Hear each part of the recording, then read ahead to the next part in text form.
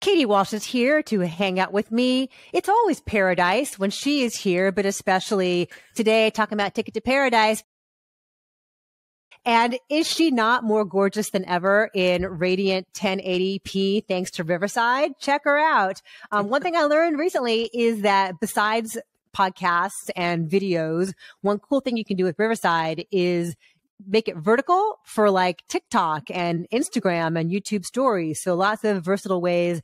We'll have a link below. If you use our code breakfast15, you get 15% off of your membership. So I recommend all of that highly. Come check it out. Katie, what is Ticket to Paradise about?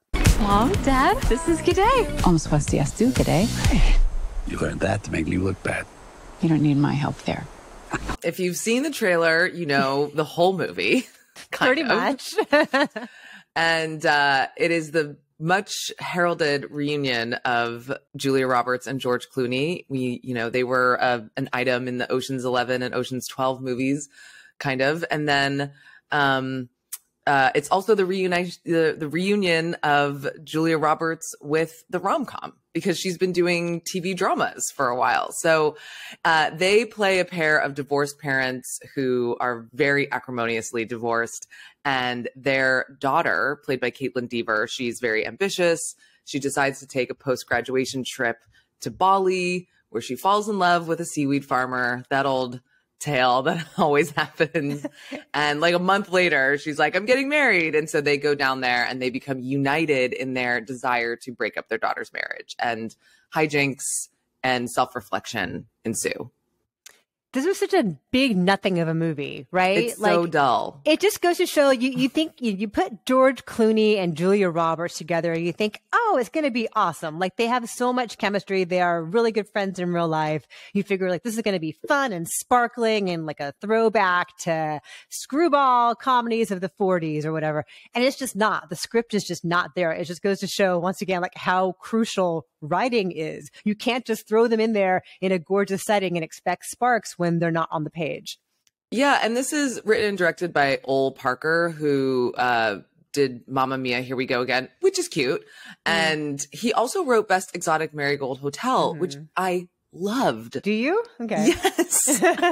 Why do I love that movie so much? It's comforting. I feel like these are all comforting movies that he made. It's like old people in India, and I'm just like, yes, give me more. I just want to see Judi Dench and Bill Nighy like have a fun vacation in gorgeous costumes, right? And that's what this is trying to be too. I think like people, veteran stars in a gorgeous location with great clothes. I don't think this movie like knows what it's trying to be, because there's all these sort of like rueful, melancholy moments with George Clooney. Like, no one delivers a hotel bar monologue like George Clooney. And it's quite rueful, like I said, and a little bit sad.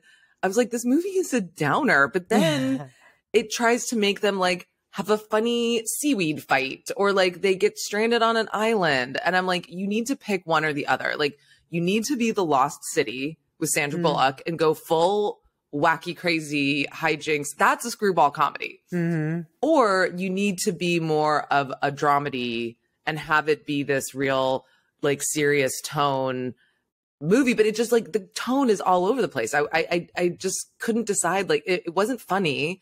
I just couldn't figure out like what this movie wanted to be. Yeah, the tone and the pacing both, because Ole Parker has no feeling for like setup and punchline, right? Like there are all these scenes where they get into trouble, whether it's like at a cursed temple or, as you say, with the seaweed fight, and like that should build. That should like take time and like pull us along, pull us in, like, oh God, how far is this going to go? How bad can this get? And every wacky situation just like happens and then it's over and it's resolved way too quickly. Like every possible, there's a whole mix up with hotel rooms where they've got to like switch quickly, and like that's all resolved very fast. Like it's like everyone's in a huge rush to get to the finish line here.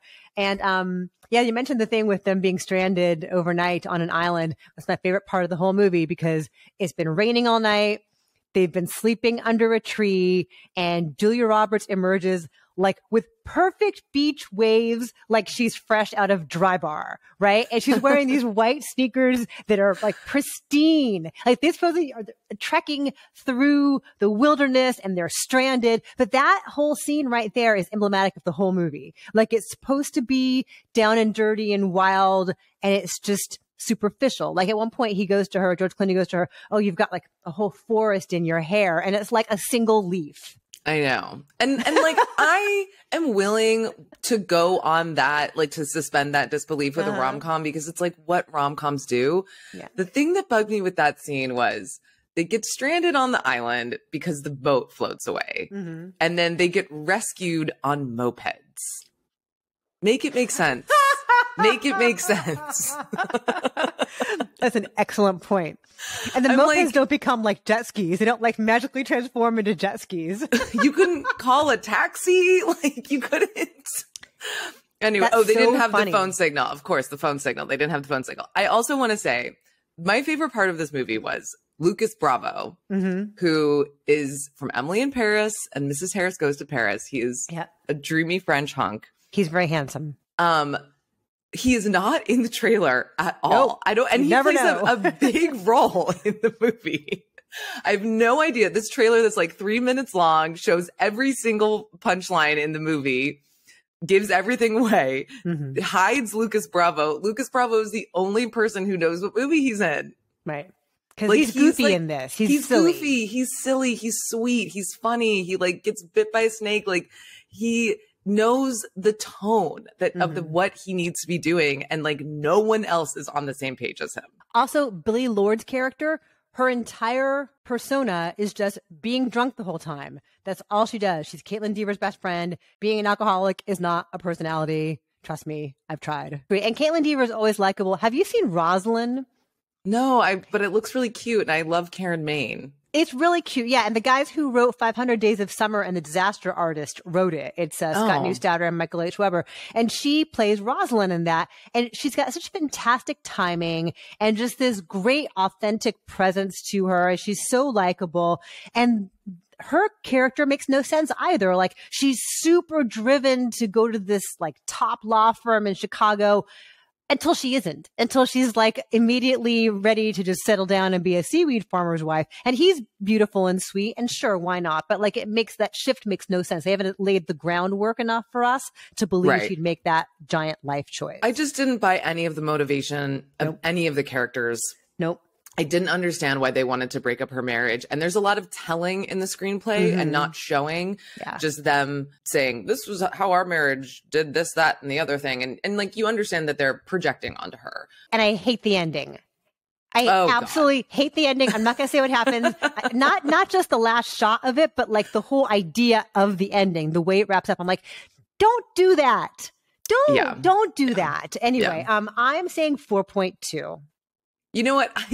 I initially said 5, but the more we talk about it, I'm like, no, it's a 4. Yeah. All right, let's both say 4. I'm so persuasive, I brought your number down. Yes. That's how good I am. All right, so it's only in theaters. Like even going for the star wattage of George and Julia reuniting, like I'm not even sure that's worth it.